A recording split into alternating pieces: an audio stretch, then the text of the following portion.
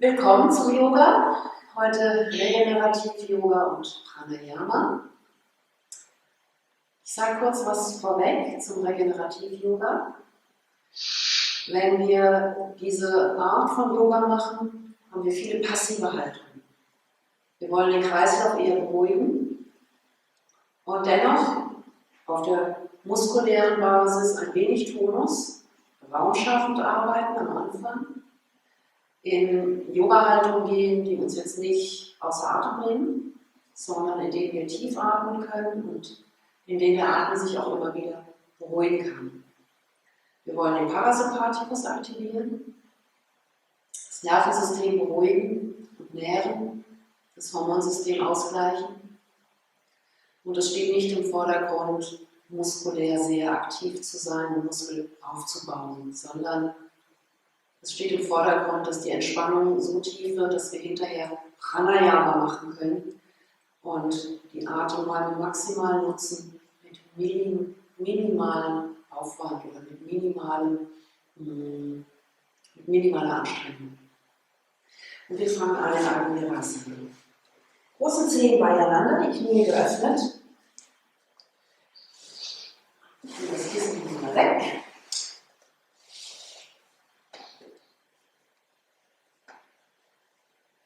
Wenn die Knie ungefähr hüftweit geöffnet sind, da habe ich was vergessen. Oh, ich muss euch stumm stehen. Danke, Hans.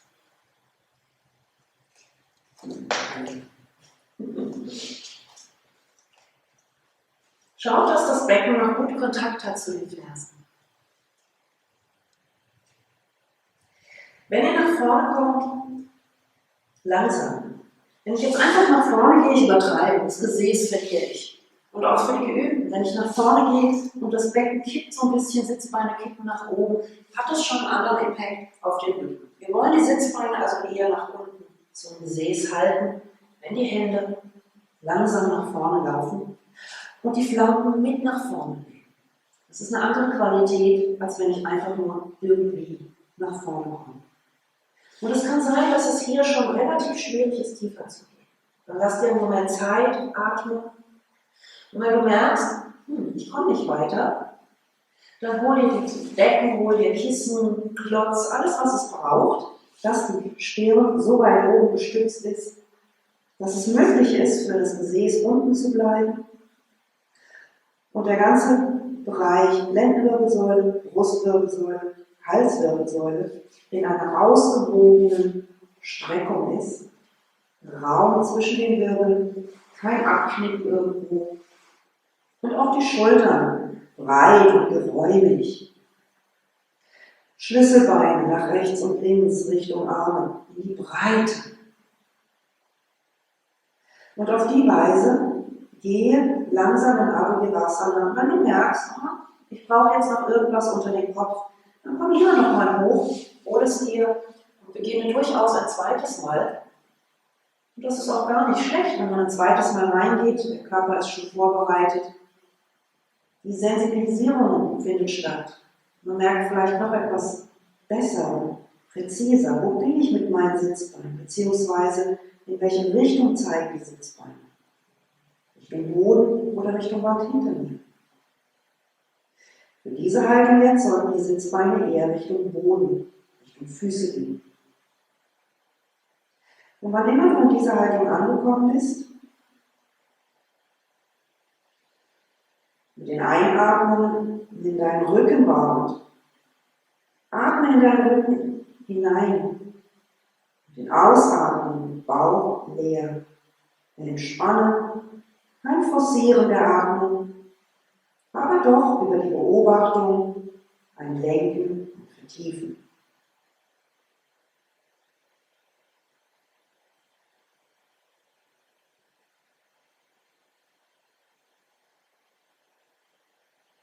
Und beginn dann mäßig aktiv, um die Verbindung von den Armen über die Schultern in den Rumpf bewusst auszubalancieren, zu vertiefen. In der Haltung beginnt die Daumen wegzuspreizen von den Zeigefingern und dehnt die Daumen, längen die Daumen. Es ist ein Wegstrecken vom Handteller. Und auch vom Daumengrundgelenk her, Richtung Daumennagel. Strecke zum Daumen hin, den Daumen verlängern. Und wenn das noch neu ist, 2-3 Mal deine Aufmerksamkeit in den Daumen, spüre den Kontakt zur Matte und strecke.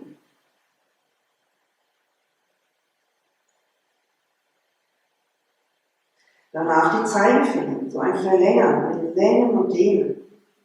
Lass die Zeigefinger dabei aber auf der Matte. Schau, dass die Zeigefinger wie so ein Gähnen, ein Verlängern auf der Matte entlang sich wegschlängeln vom Handteller. Schulterblätter weit weg von den Ohren. Mittelfinger, streck und dehn die Mittelfinger 2-3 Mal.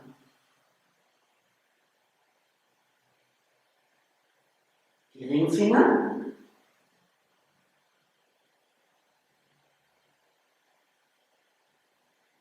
Und zuletzt die kleinen Finger.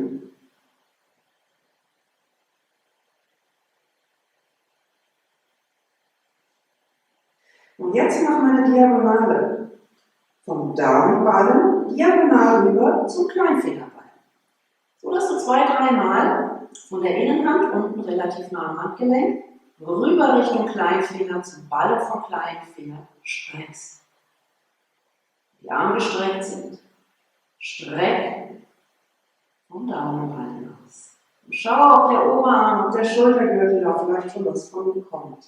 Fütter da oben den Schulterbereich über das Spreizen. Daumen, Gelenk, Daumenballen, Daumenballen zum Kleinfingerballen.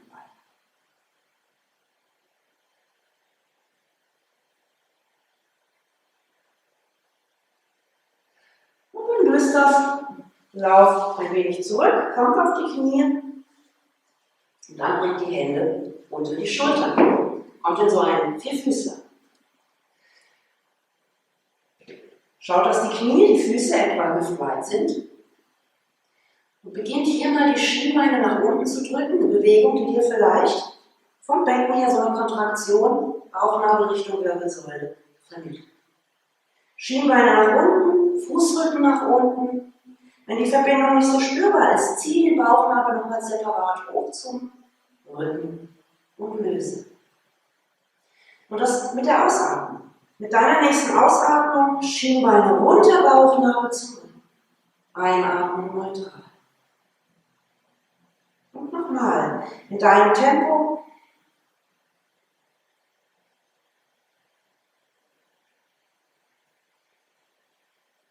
Und jetzt gehen wir mit den Einatmungen einen Schritt weiter, dass du das Brustbein nach vorne ziehst. Und achte darauf, dass auch hier Brustwirbelsäule, Halswirbelsäule, ja, ein Gummiband bleiben, da knickt nichts ab. Mit der Ausatmung Schienbeine nach unten, Bauchnabel zur Wirbelsäule. Und mit deiner Einatmung ziehst Brustbein zu den Oberarmen. Und wenn der Kopf sich etwas nach vorne bewegt, nimmst du Brustbein mit nach vorne, sodass ihr nicht eine Halswirbelsäule abknickt, sondern es ist ein Spannungsbogen, es ist wie ein Bogen, ein Pfeilbogen. Es bleibt der Zusammenhang von der Brustwirbelsäule bis zum Kopf gewahrt.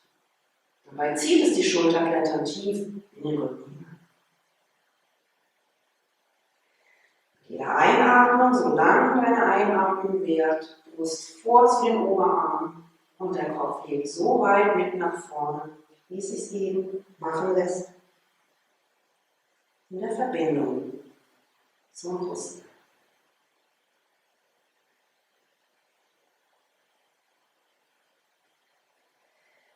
Und nach dem nächsten Mal, nach der nächsten Runde, bring jetzt die Decken oder die Kissen so, dass sie unter deinen Ellbogen stehen. Wenn das Gesäß hinten bei den Fersen ist. Du kannst es ausprobieren, so okay, Fersen, Kontakt, dann so nah das Kissen, wie es braucht, oder die Kissen, die Decken, dass die Sitzbeine noch hinten unten sind und die Arme strecken nach vorne. Jetzt wollen wir diesen ganzen Strang, Trapez geht nach unten Richtung Hüften, rechts und links der Wirbelsäule gut strecken. Wenn ihr die Ellenbögen etwas in die Unterlagen hineinschiebt, Brustbein nach oben zu den Oberarmen hinzieht. Schulterblätter weg von den Ohren. Und jetzt einmal in der Luft dieses Längen der Finger. Daumen spreizen und längen. Und dann die Finger, Zeigefinger, einen nach dem anderen weiter. Längen die Finger. Beobachte, es darf im Armtonus zunehmen. Schultern, immer wenn der Trapez Richtung Hüfte fließt, die Bewegung vom Trapez abwärts verbindet nochmal mehr Arme und Rumpf. Dann streckt die Finger erneut und beobachte.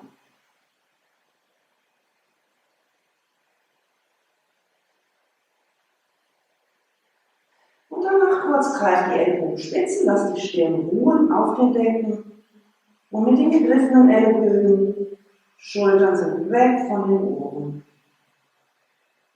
Beinleisten können tief nach innen sinken, sodass der Bauch rechts und links von den Oberschenkeln gestützt. Und wenn das zu tief ist, kannst du auch das Kissen oder Decken auf den Stuhl nehmen, um so eine gute Flankenstreckung zu finden, über das Greifen der Ellenbögen. Die Ellenbögen heben weg von den Hüften, nach vorne, weg von den Hüften.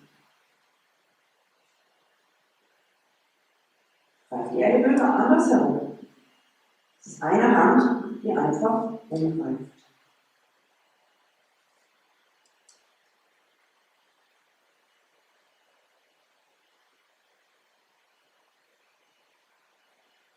Einmal die tiefe Atmung in den Rücken hinein. Spür deinen Rücken mit der Einatmung. Spreize jetzt den Atem in den Rücken.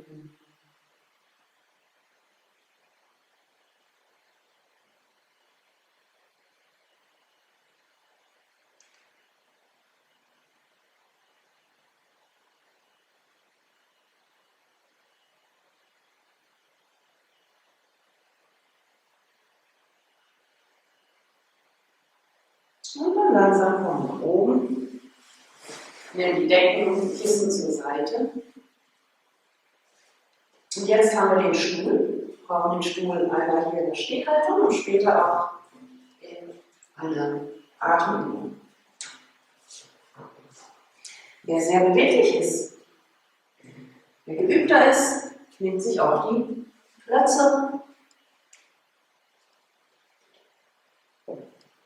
Wir beginnen aber im Stuhl. Zwar direkt die Beine nicht zu weit auseinander, sondern ja, aus der etwas mehr als Hüftbreitenposition, bequemen Abstand, so dass du gute Kontrolle hast, dass es bequem ist. Wenn die Hände auf den Stuhl kommen, die Hände drehen aus, Zehen spreizen, zieh die Kniescheiben hoch.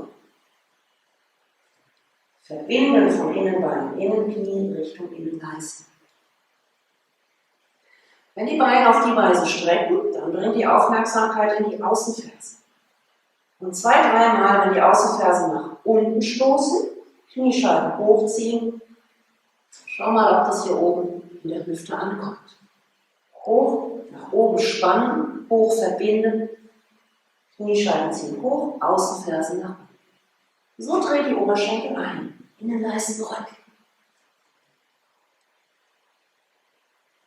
Dann, wenn die Finger nach außen zeigen, das Brustbein wieder nach vorne hebt und du nimmst den Brustwirbelbereich mit nach vorne, Brustbein zieht nach vorne, hebt der Kopf so weit, wie du das gesamte Netz mit nach vorne nehmen kannst. Das ist keine Bewegung vom Kopf alleine, sondern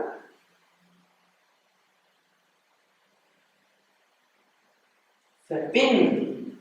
Dabei zieht es die Schulterblätter sehr tief in den Rücken. Und das Brustbein wie durch ein Gummiband vom Kinn her nach vorne hochgezogen wird. Dabei stoßen die Außenfersen nach unten.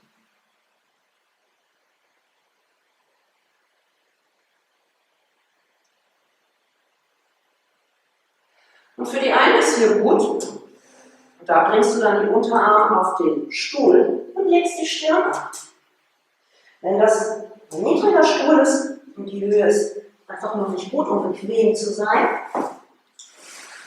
Dann nimm dir so viel Decken, nimm dir Kissen auf den Stuhl, dass du die Stirn und die Ellenbögen ablegen kannst.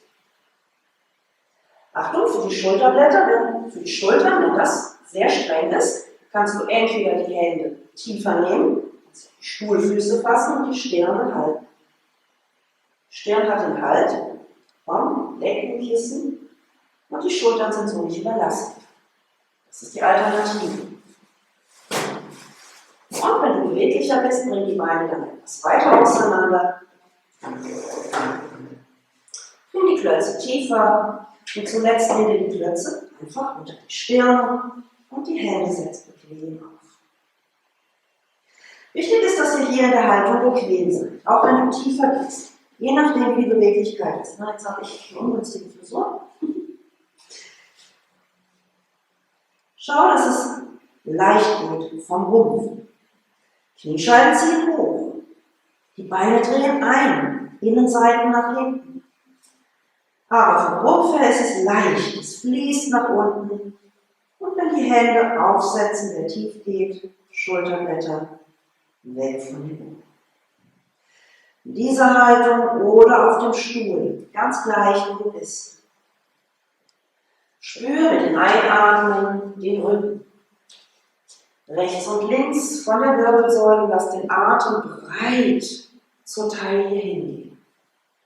Sei in dieser Vorwärtsbeuge so, dass du merkst, dass du mit den Ausatmungen den Bauch leer entspannen kannst im Bauch. Und mit den Einatmungen, wenn der Rücken breit wird, beobachte, es ist vielleicht eine Bewegung, die dich sogar von den Hüften etwas leichter macht und mehr hebt. Wenn die Haltung anstrengend wird und es zieht in den Hamstrings, komm höher. Nimm dir das Kissen auf den Stuhl, greif entweder die Ellenbogenspitzen oder fass die Stuhlbeine, sodass du in der Haltung noch 3-4 Atemzüge machen kannst.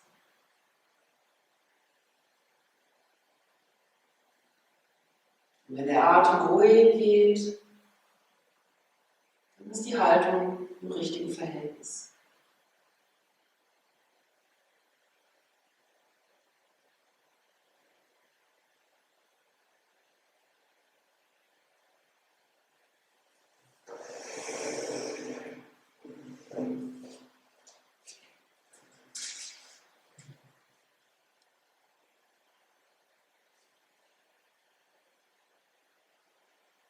Langsam bringt die Beine etwas enger zusammen, beugt die Knie und dann bringt sie noch enger zusammen und kommt kurz zum Stehen.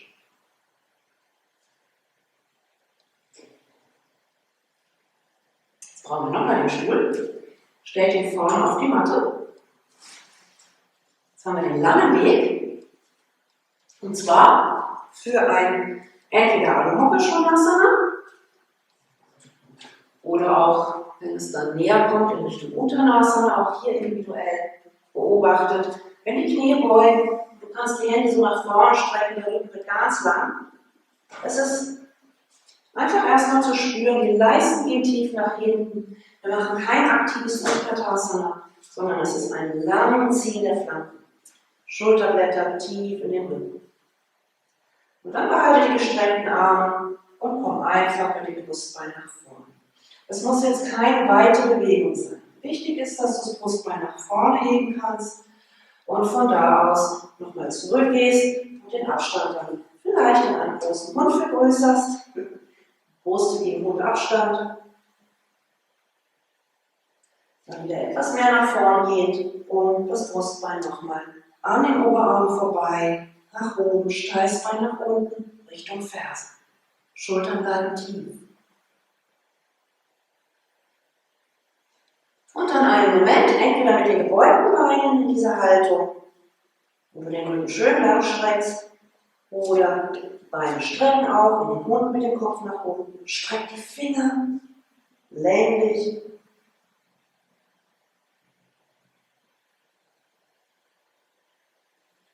Und dann kommt schon nach vorne gelaufen. Dreht den Stuhl und kommt so zum Sitzen, dass ihr relativ weit vorne auf dem Stuhl seid. Und wer 2 Klötze hat oder etwas anderes, Bücher oder auch die Decken für die Hände. Wir gehen jetzt nämlich in eine Vorwärtsbeuge, wo ihr vom Stuhl her einfach etwas nach unten geht. Ich habe jetzt absichtlich keine rutschfeste Matte genommen, ich weiß jetzt nicht, welche Stühle ihr habt. Das geht auch ganz gut ohne rutschfeste Matte. Meistens, wenn man dann irgendwelche Stoffstühle hat, ist es dann noch etwas einfacher, wird man mehr gehalten. Wenn du eine rutschfeste Matte hast, diese Yoga brauchst, dann nimm ruhig die rutschfeste Matte. Für einige sind die Klötze vielleicht flach oder ihr nehmt die Klötze auch ganz weg. Und für die anderen braucht es die Klötze hochkant. Entscheidend ist, dass du hier den Rücken auch wieder raushängen lassen kannst. Es ist nicht, dass der Rücken gedrückt wird, dass du unbedingt nach unten müsstest, sondern dass du in einer bequemen Position die Seiten des Rumpfes aus den Leisten, die Flanken lang Richtung Achsel fließen lässt, der Bauch entspannt und der Brustraum ist weit. Der Brustraum ist wirklich getrennt vom Bauch. Er geht jetzt nicht, er wird nicht zum Bauchraum gedrückt, sondern er geht weg vom Bauch.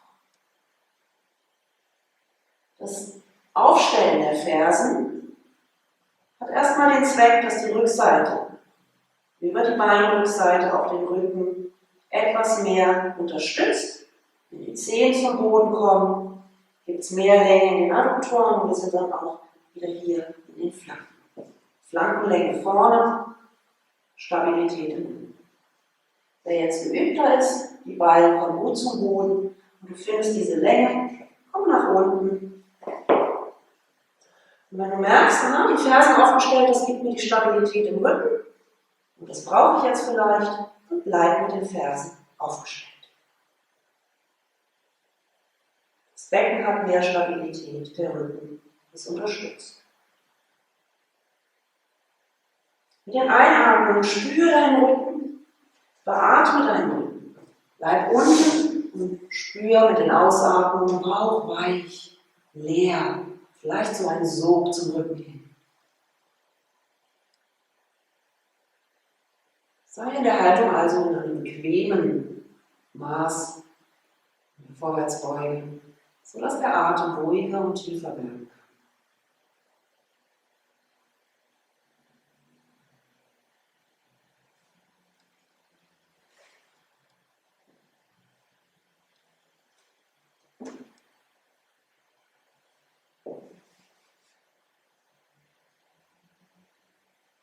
Und behalte jetzt diesen ruhigen Atem bei. Bleib mit deiner Aufmerksamkeit beim Atem, wenn du langsam aus der Haltung rausgehst. Mit den Klötzen vielleicht etwas einläufst oder die Hände auf die Klötze bringst und dann die Füße nacheinander zurückbringst. Lass dir Zeit, wenn du dich aufsetzt.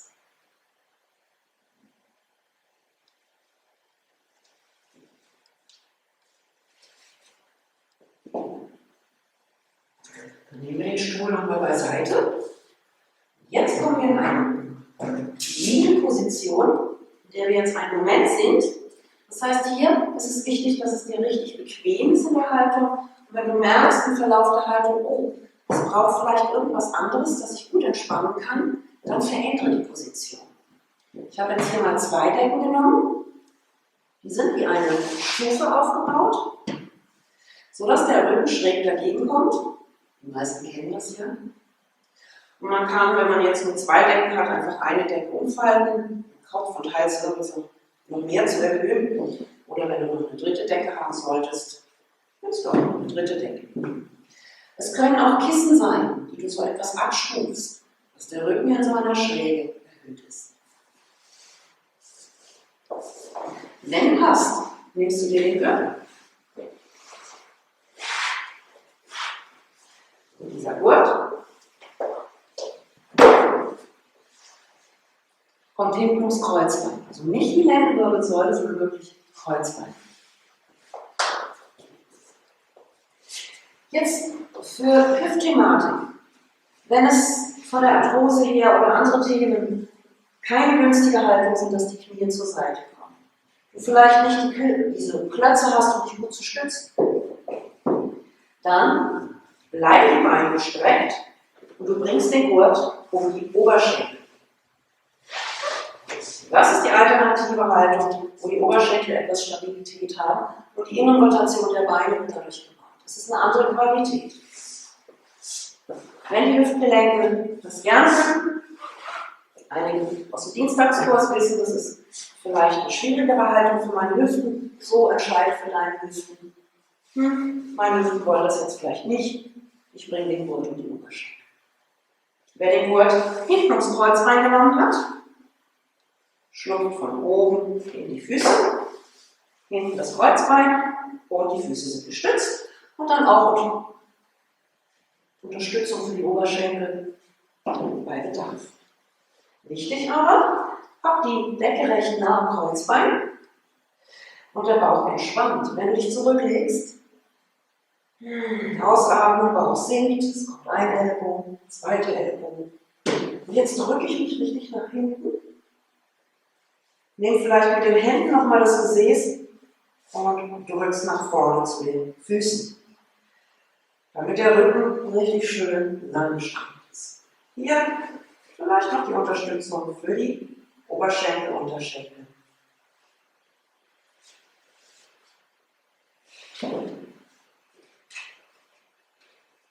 Je nachdem. Wenn du soweit bist,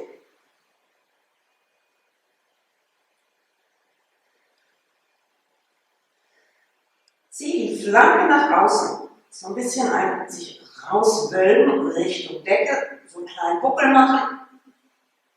Und das gleiche auf der anderen Seite.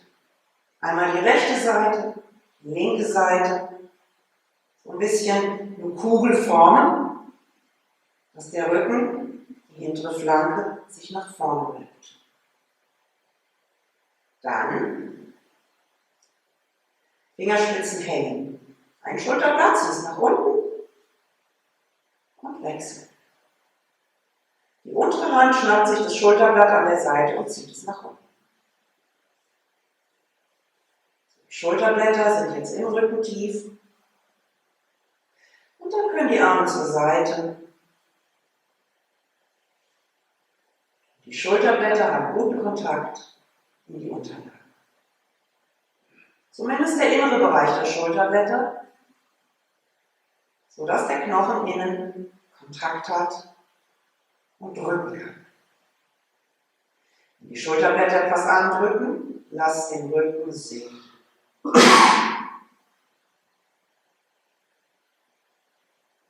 Und jetzt beginnt die Ausatmung ganz gut zu spüren. Mit den Ausatmungen lass den Rücken sinken.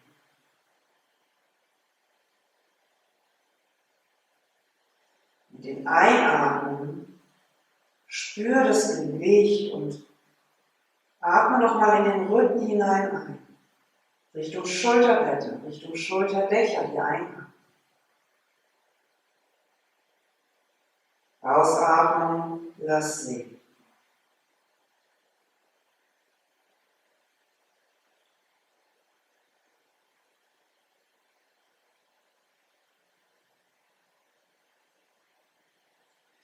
Wenn wir manchmal so üben, dass wir mit den Ausatmungen die Aufmerksamkeit im Bauchbereich, Bauch sinkt zum Rücken haben, schaut mal, wenn ihr jetzt mit den Ausatmungen im Lendenwirbelbereich, rechts und links, die Peripherie, den ganzen unteren Rücken breit Richtung Unterlage, Richtung Matte sinken lasst, wie weit der Bauch mitgeht, wie weit der Bauch reagiert.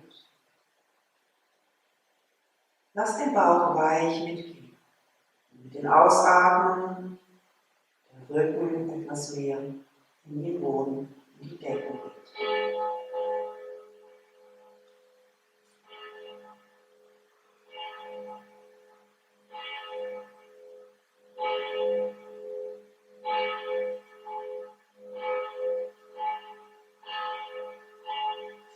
Und dann einfach nur Atem geht, wohin er mag, ausatmen, tief und zum Ende der Ausatmung spüre den Moment, die Pause, die natürliche Pause vor der Andacht. Entspannt nach der Ausatmung in diese Pause. Und vielleicht könntest du den ersten Impuls der Einatmung gehen lassen. Kein Forcieren, nur das, was leicht geht. Entspannen, vertiefe. Und wann immer die Einatmung kommen mag, lass sie sanft kommen.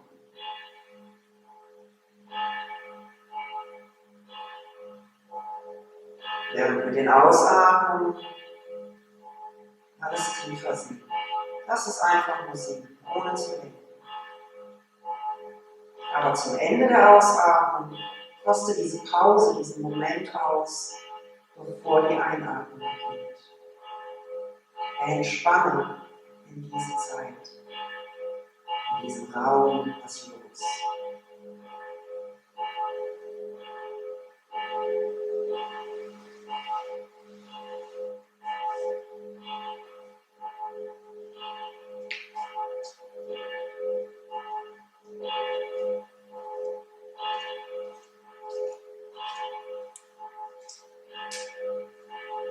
Und dann nimm wahr die Einatmung, wenn sie beginnt und weiter einströmt.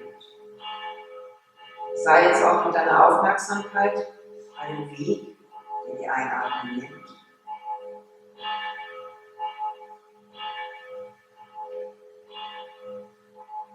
Schau, wie tief kann die Einatmung werden, so viel wie leicht geht.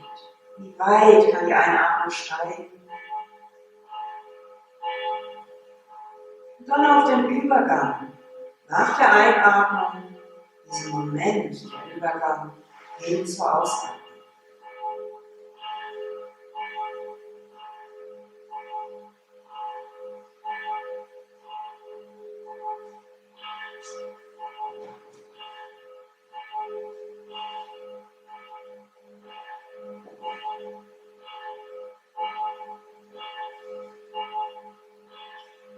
Und in deiner Zeit noch ein letztes Mal.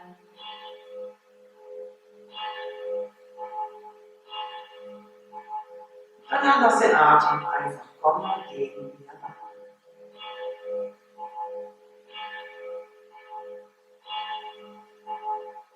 Nach 2, 3 natürlichen Atemzügen stell die Füße auf, nimm den Gurt von den Oberschenkeln weg oder auch den Supta Baddha Konasana.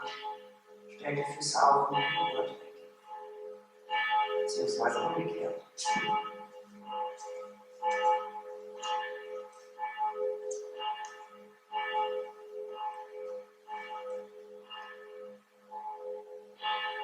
Dann komm über eine Seite und lass dir Zeit. Roll dich auf die Seite.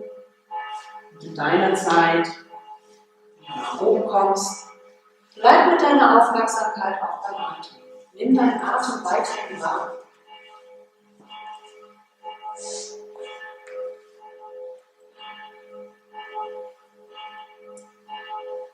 Wir gehen jetzt noch einmal in eine gestützte Haltung. Und es kann sein, dass der Stuhl dafür eine gute Höhe ist. Es kann sein, dass du all deine Kissen und Decken stapelst und das dann die ideale Höhe ist. Wir haben nämlich das etwas Höhe unter dem Kreuzbein, wenn es der Klotz ist, da wo wir eben also den Gurt hatten, um das Kreuzbein nach innen zu lenken, ist dann der Klotz. Ich hole mal den Stuhl, um diesen Stuhl zu zeigen.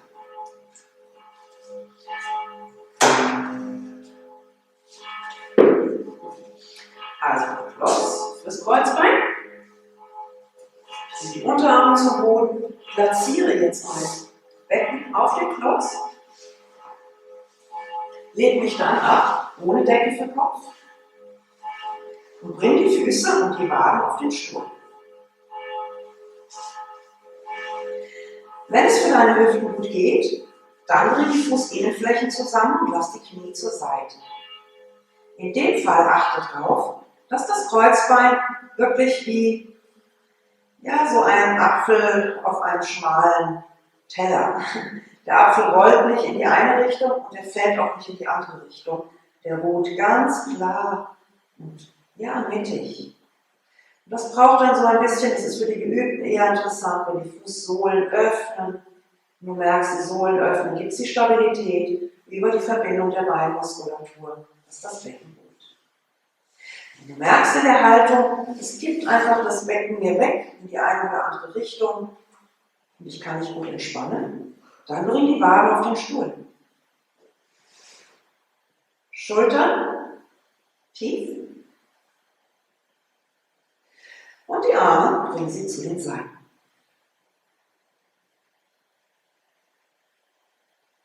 Du merkst, es braucht vielleicht noch ein bisschen zu, vielleicht mit den Fingern ein kleines Ziehen von der Haut, des Gewebes vom Kreuzbein runter Richtung Stuhl. Dann tu das. Kein Weh im unteren Rücken. Wenn es für den unteren Rücken jetzt nicht ideal ist, dann nimm dir wieder die 2 Decken längs, so wie du es eben hattest.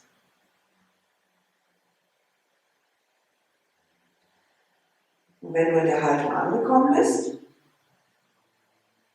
beobachte mal, wie viel kann das Brustbein Richtung Kinn heben. Wer die Decken sich längs unter den Rücken nimmt, so wie in der vorausgegangenen Haltung, hat mehr Kopfhöhe, weil in der Haltung soll das Kinn schon näher zum Brustbein. Und das Brustbein, wer im Setu-Bandha ist, also das Klotz unter dem Kreuzbein hat, das Brustbein fällt so etwas Richtung Kinn. Eine Haltung, oder jetzt diese gestützte Haltung, wo etwas mehr Dehnung im Bauchbereich spürbar werden kann. Und wo es sich so im Kehlbereich so ein bisschen nach Verschließen anfühlt. Das Bandha heißt Jalandhara Bandha, Kinnverschluss. Die Schilddrüse wird etwas nach hinten massiert, und die Breite massiert. Und dieser ganze Kehlbereich wird schön breit. So viel Kopfhöhe oder in dieser Haltung mit Klotz, gehobenem Brustbein.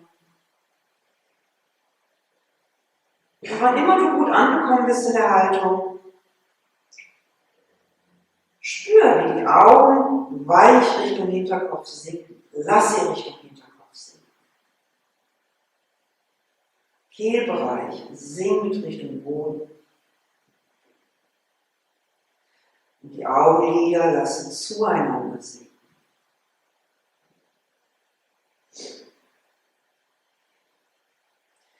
Die Augen weich werden und zurücksinken Richtung Hinterkopf.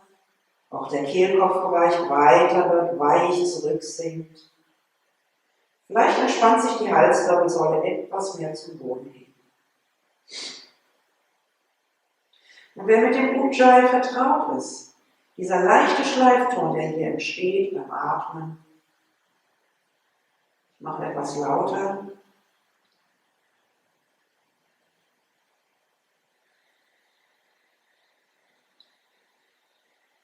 Es ist wie ein Drosselventil und noch einmal im Kehlbereich breite, eine entspannte Form vom Kehlverschluss.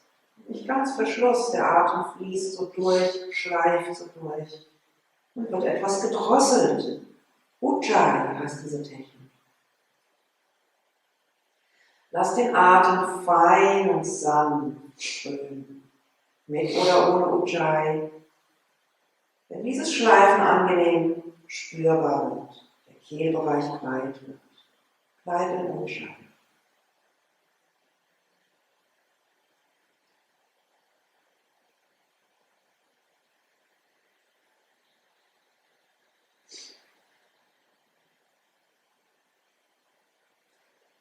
Und lass den Atem so fließen. Etwas langsamer. So langsam, wie es immer noch leicht geht. Spür den Atem. Spür, wie der Atem von innen her bewegt, formt.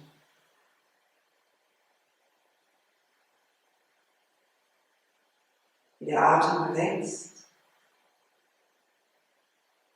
Und von innen her Gestalt annimmt. Spür den Atem. Und wenn der geht, wenn der Atem ausströmt, es ist ein Loslassen, ein Abgeben.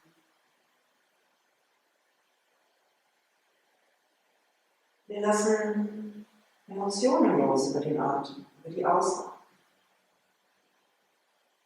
Wir lassen chemische Stoffe mit der Ausatmung aus dem Körper. Wir lassen Geschichten los, die wir nicht mehr brauchen. Und wann immer nach der Ausatmung, nach diesem Moment nach der Ausatmung, der Übergang in die Einatmung kommt, in deinem Rhythmus, wo immer du gerade bist, wann immer du da bist, spüre diesen Wechsel und wenn der Einatmen beginnt, das Annehmen, das Aufnehmen, genährt werden. Genieße, wie es von innen sich ausbreitet, entfaltet, der Atem formgebend dich nährt.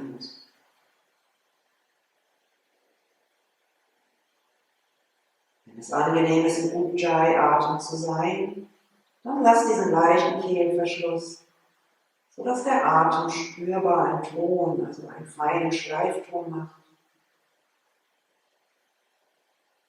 Achte auf die Leichtigkeit.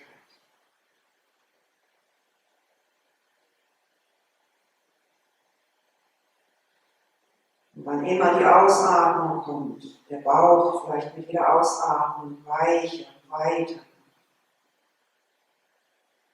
Der Raum bis zum Schambein immer größer wird, während der Bauch sinkt. Lass gehen in diesen Raum hinein.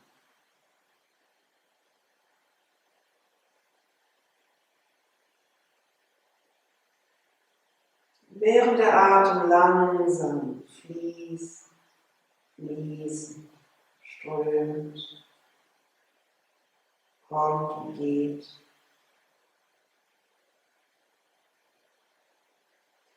Spüre, wie die Gesichtshälften sich voneinander weg entspannen.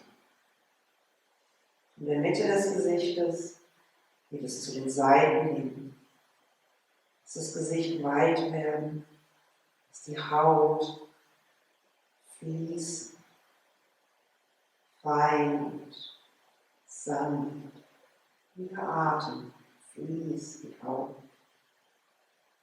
Entspannt das ganze Gesichtsfeld. Es wird Licht.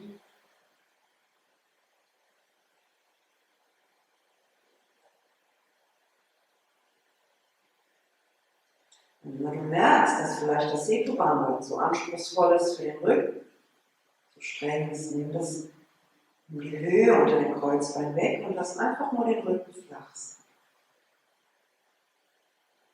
Und atme weiter. Ujjayi.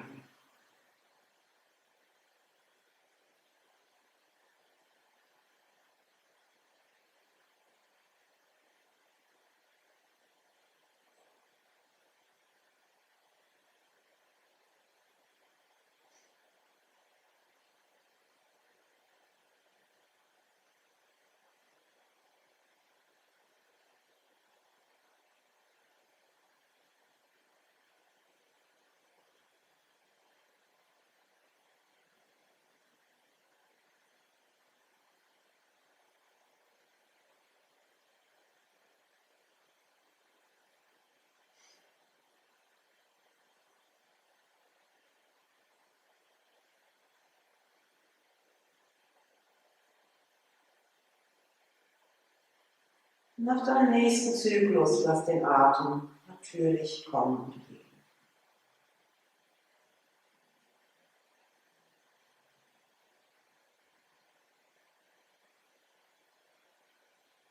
Nach 2, 3 Atemzügen nimm die Höhe unter dem Kreuzbein weg und lass das Becken nochmal sinken. Etwas Weiches unter den Kopf, ziehe irgendwo, hol dir eine Decke, nimm dir etwas unter den Kopf und unter die Halswirbelsäule.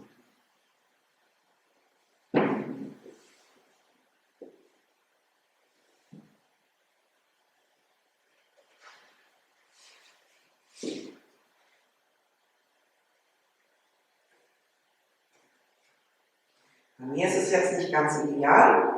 Ich würde jetzt, wenn ich für mich üben würde, etwas mehr Höhe unter die Fersen nehmen, dass die Waden ganz gestützt sind und auch die Fersen ganz gestützt sind.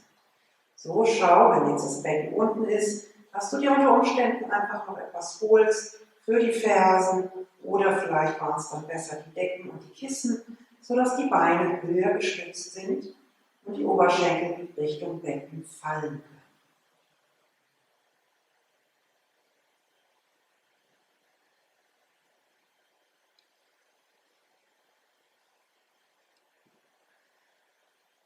Wenn du in der Haltung angekommen bist, lass den Atem natürlich kommen und gehen. Und spür nochmal deinen Atem. Nimm wahr, wie der Atem jetzt formend, lösend,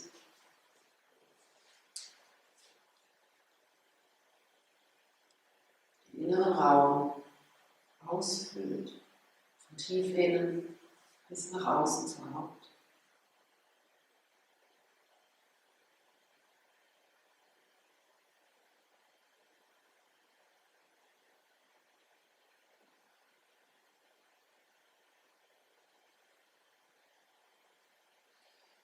Während der Atem geht und kommt, natürlich, aber du diesen Fokus hast, von tief innen bis zur Haut, ohne den Atem zu forcieren, ohne ihn zu verlängern, allein den Fokus, schau,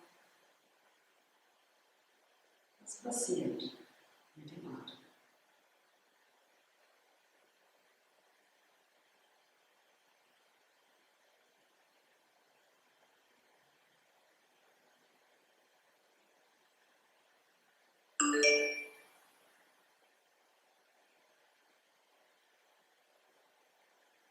Und dann langsam komm zu einem Ende. Nimm dich nochmal wahr, in Kontakt mit deinen Unterlagen.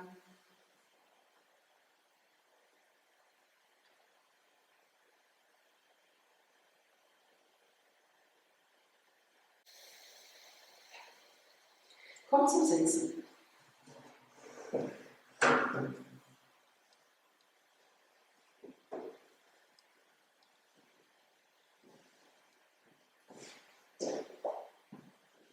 Hab genügend Höhe und sitzt bequem. Ihr könnt entweder im Swastika-Asana sitzen, entsprechend Höhe unter dem Gesäß, wie es braucht, dass du bequem bist. Du kannst auch auf dem Stuhl sitzen. Und wir gehen jetzt hier in dieser Shavasana-Qualität weiter. Ich habe jetzt mehr als Siddhasana. Die Knie sind weiter geöffnet, die Fersen beim Schambein, ohne dass die Füße knurren. Swastika-Asana sind die Füße mehr bei den Knien. Wähle die Haltung, die jetzt für dich am angenehmsten ist. Und wir gehen über ins Sitzen.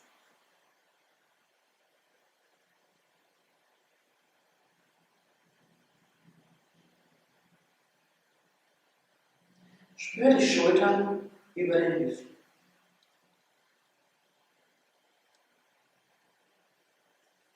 Heb das Brustbein weiter weg vom Bauch. Und lass noch einmal das Kinn Richtung Brustbein sinken. Das ist so eine Bewegung, wo die Halswirbelsäule nach oben fällt. So Perlen, die nach oben gezogen werden. Wirbel für Wirbel. Und vom Gesichtsfeld bleibst du Richtung Hinterkopf, wenn der ganze Kopf Richtung Brustbein entspannt. Vielleicht kommt dann das Kinn bis in diese Kuhle. Vielleicht auch nicht. Wichtig ist, dass der Brustraum sich wegbewegt hat vom Bauchraum.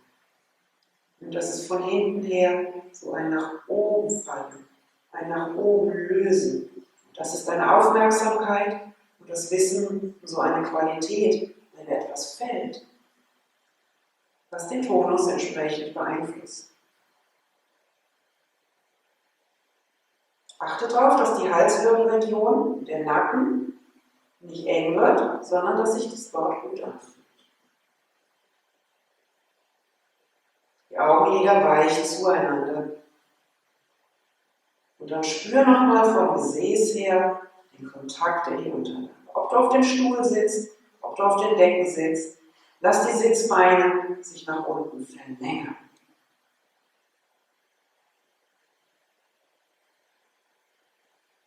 Wenn die Sitzbeine nach unten gehen, prüf nochmal. Hebt der Brustraum weg vom Bauchraum.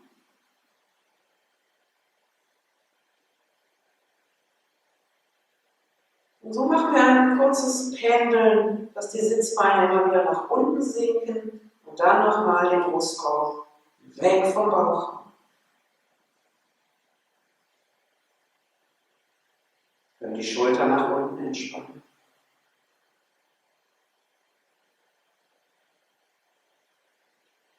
Und wir nehmen auf von eben, dass du mit den Ausatmungen Bauch wird leer, das Ende der Ausatmung entspannst. Und dann aber den Einatmen, spür diesen Bereich der Rippenbögen, der unteren, kann man auch mal mit den Händen dran gehen. Dort beginnt die Einatmung. Nach oben sich zu entfalten. Ein Dreieck, das nach oben weit wird. Und mit dem Ausatmen wird der Bauch leer, aber das Trapez da oben bleibt.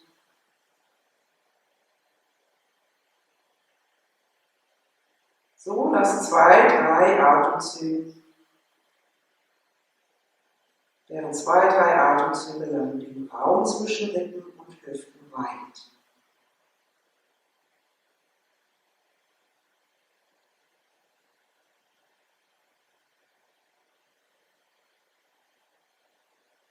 Und wenn du dann den Kopf danach hebst, verbinde wieder, wie wir es am Anfang hatten, wenn die Halswirbelsäule sich aufrollt, der Brustwirbelbereich wird mit nach oben gezogen. Und lass den Atem kommen und gehen. Und wann immer dein Kopf sich aufrichtet, lass die Sitzbeine wieder nach unten sinken. Aber der Brustraum bleibt jetzt gehoben. Hinten bleibt er gehoben.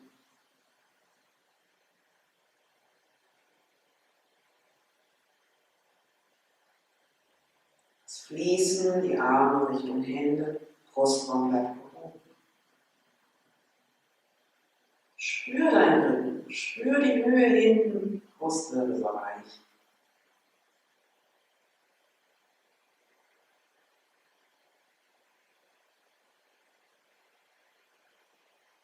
Dann dreht die Arme, Hände am Rücken zu den Knien, Finger gestreckt und Zeigefinger, Daumen suchen dann den Kontakt zu.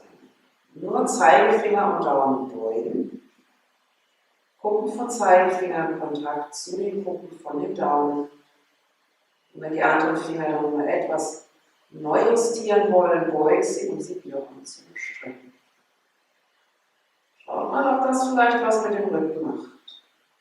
Es ist eine Mudra, es ist eine Haltung, die sehr tiefe Strukturen im Körper anspricht. Es ist eine sehr subtile Haltung. Feine Arbeit.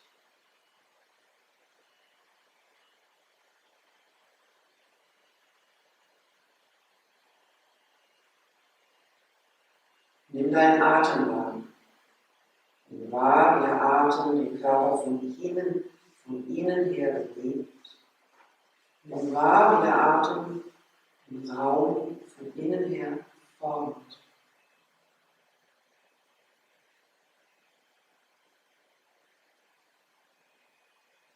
Und mit den Ausatmungen bleibt hinten der Brustwirbelbereich gehoben. Der hintere Brustkorb bleibt oben.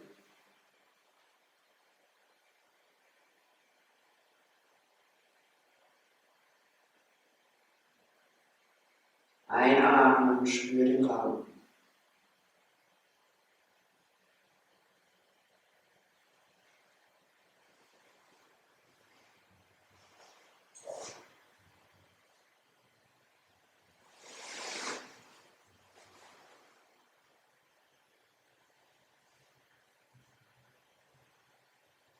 Und wenn deine Gedanken abdriften, sobald du das bemerkst, komm wieder zurück. Spür den Atem. Spür den Atem aus und einströmen.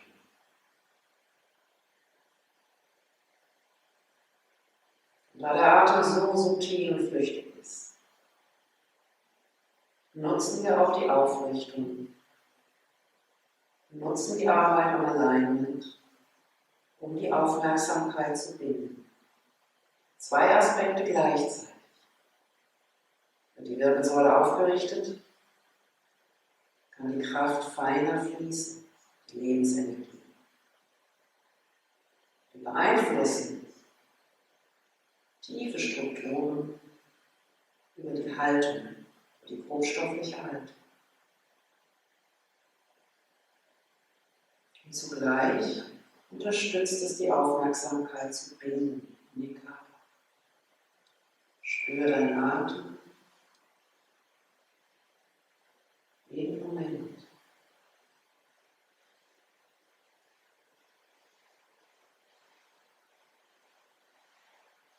Auch die Pausen nach der Ausatmung, nach der Einatmung.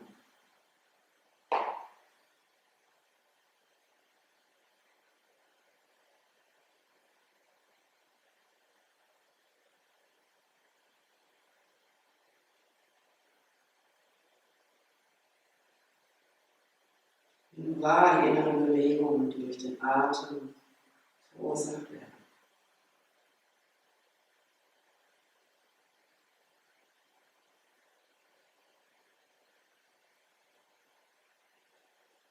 Und wenn mit den Ausatmen der hintere Brustraum gehoben bleibt, es entsteht Streckung, gewisser Tonus, nimm es wahr mit entspanntem Geist,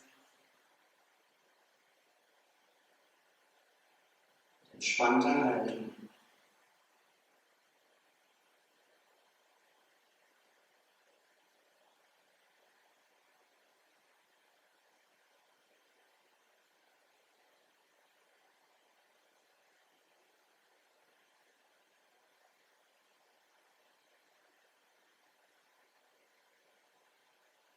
Der Atem den Körper von innen her bewegt, so flüchtig wie der Atem, so einflussreich. Die Knochenstruktur hält, stabilisiert. Nimm wahr deine Wirbelsäule. Spüre die Region. Und spüre, wie die Wirbelsäule mit dem Atem bewegt wird.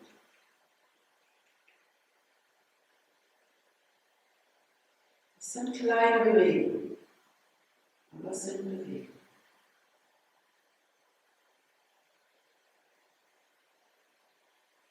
Die Wanderung, die du den unteren Rücken gefunden hast, die Lendenwirbel. 2, 3 Atemzüge, vielleicht mehr.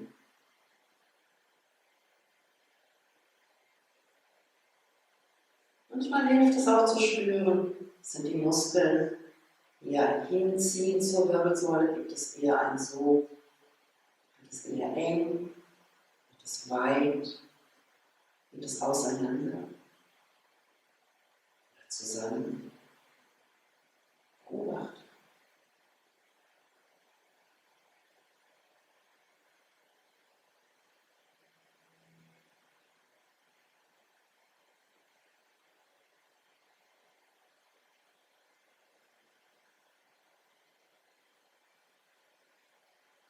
Wandere weiter zum Brustwirbelbereich.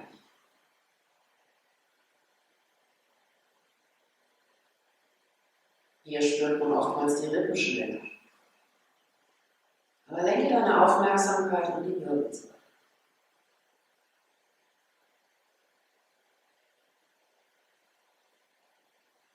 Vielleicht nimmst du Spannung wahr in der aufgerichteten Haltung. Entspanne, bleibe aufgerichtet. Beobachte, wie der Atem bewegt.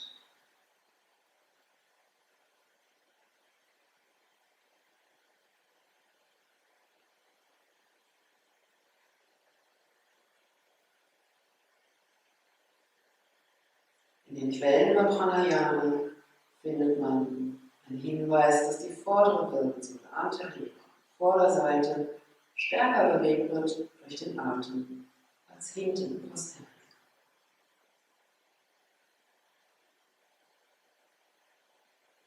Vielleicht stimmt es, vielleicht wird es spürbar.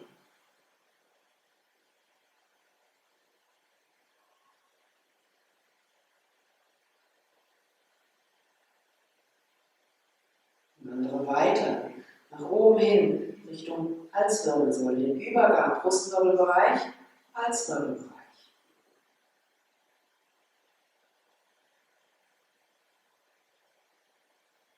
Das ist manchmal schon etwas leichter Bewegung, direkt an der Wirbelsäule wahrzunehmen.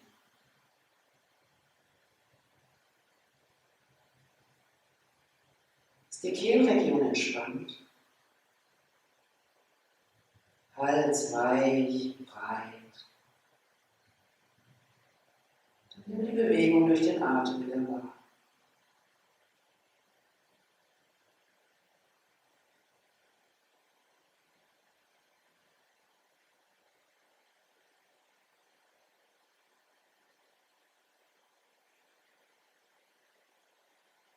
Und wandere weiter nach oben. Halswirbelsäule.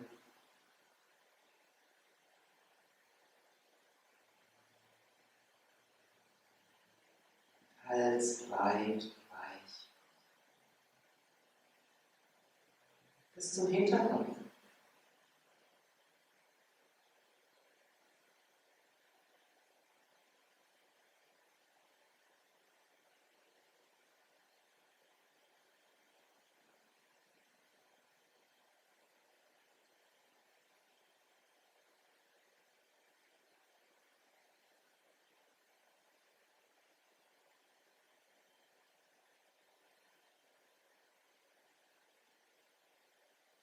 Dann nimm nochmal deine ganze Wirbelsäule wahr und Hinterkopf, Kreuzbein.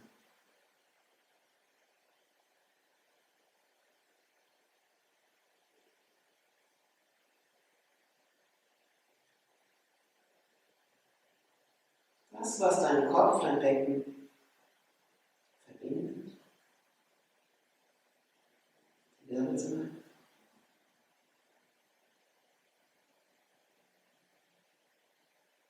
Dann die gesamte Struktur.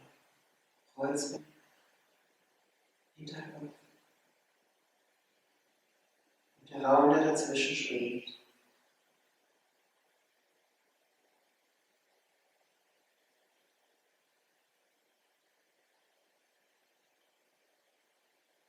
Auch der Hinterkopf schwebt, der ganze Kopf. Auch das Kreuzbein, das ganze Becken. Es ist ein stetiges Öffnen, Schließen, ein Weitwerden, ein Zusammengezogen werden. Der Atem gibt den Ton zu.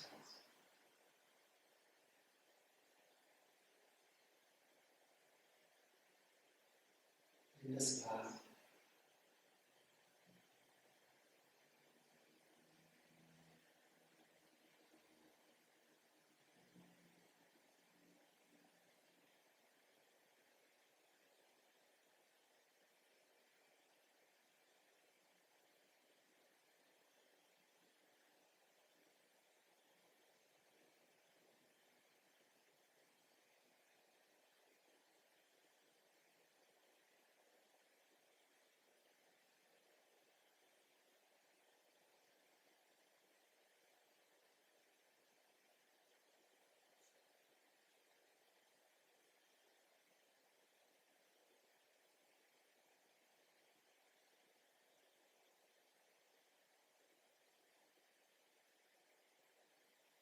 Und dann langsam löst die Finger.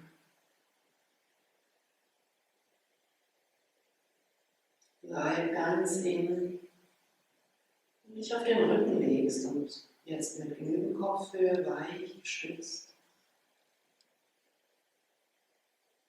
In eine letzte Atembeobachtung gehst. Meditation und Atembeobachtung Und eins, wenn wir ganz im Moment präsent, der Geist ruhig wird, absorbiert von den Beobachtungen in unserem Körper. Meditation stellt sich ein.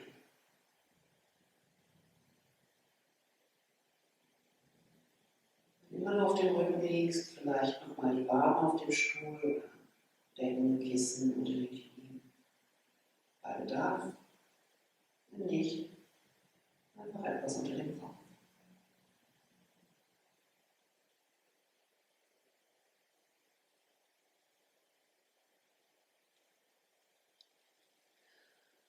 Und wann immer du auf dem Rücken liegst,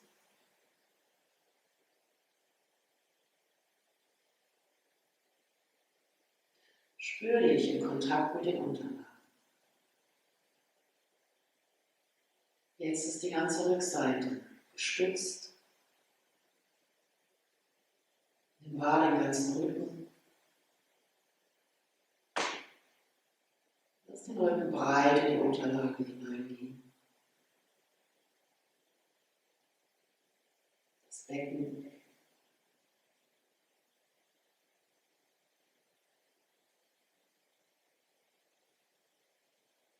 Spür die Füße, spür dort, wo die Fersen Kontakt haben.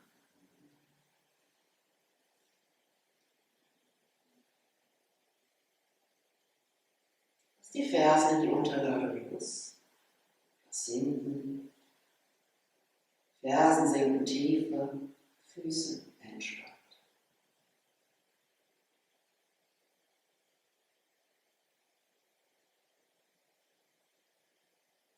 Schienbeine, das Sinken in die Waden. Waden breit.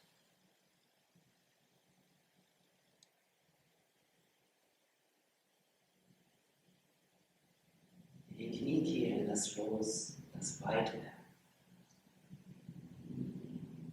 Die Kniescheiben das Los.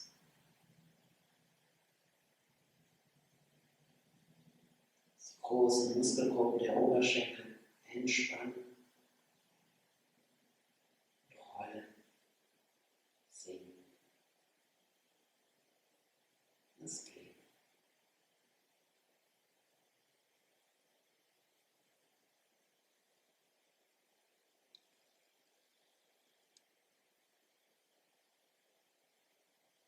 Nimm wahr den Raum zwischen Kreuzbeinregion und Hinterkopf. In seiner ganzen Weite.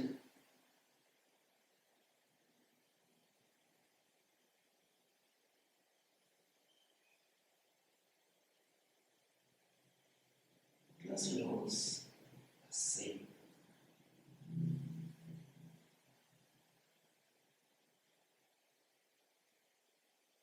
Die Halswirbelsäule fließt, löst sich weg von der Brustwirbelsäule Richtung Kopf.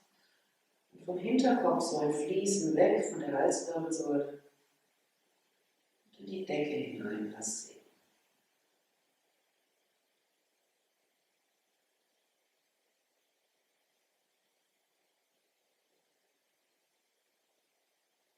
Die Haut vom Hinterkopf fließt aufwärts Richtung Scheitelregion.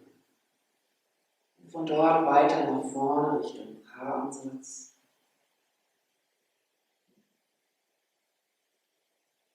Stirne Richtung Augenbrauen.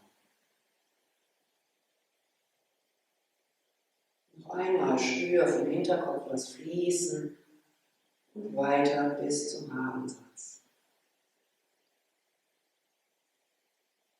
Weiter Richtung Augenbrauen.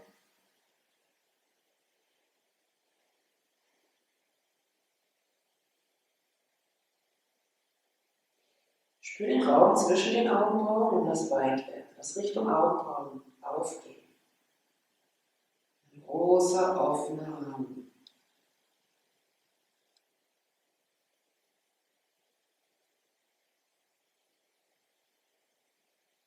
Und noch einmal von der Mitte des Gesichts, lass die Haut zu den Seiten hin weit werden. Lass die Muskeln weich fließen.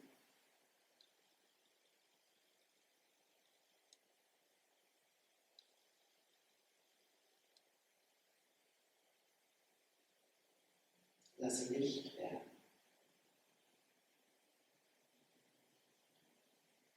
Lass Segen.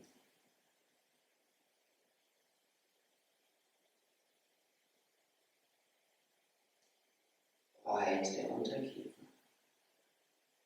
Der Unterkiefer breiter wird, noch einmal die Kehlregion. Weich, lass in die Breite gehen. Lass Segen.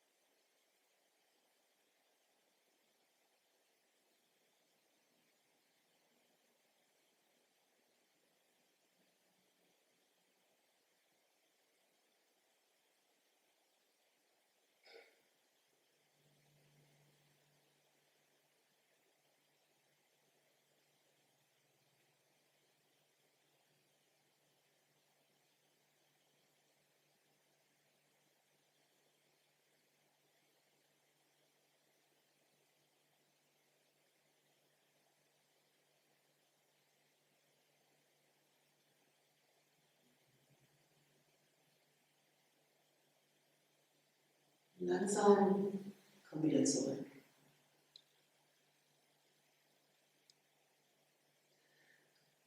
Im Pranayama ist es gut, nicht nur einen Shavasana zu machen. Wenn wir in Indien die Pranayama-Stunden bei Gita hatten, nach jedem einzelnen Pranayama kurze Shavasana gehabt. Wir haben heute die Meditation gemacht, die Atembeobachtung im Sitzen. Und wenn du zu Hause übst, für dich allein, ist es schön, aus dem Pranayama rauszukommen und einfach noch weiter die Atembeobachtung, ohne dass du eine bestimmte Technik übst, in die Meditation hineinzuführen. Nimm dir danach immer Zeit für Shavasana. Rollt euch langsam auf die rechte Seite und seid noch kurz auf der rechten Seite.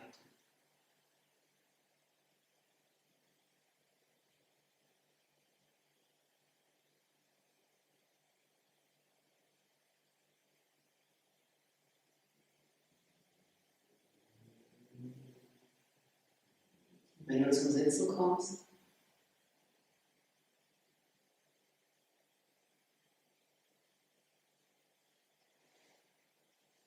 wenn du sitzen bleiben möchtest und in der Stille sitzen möchtest, dann tu es. Auch wenn ich mich von dir verabschiede, wenn ich das nicht bemerke.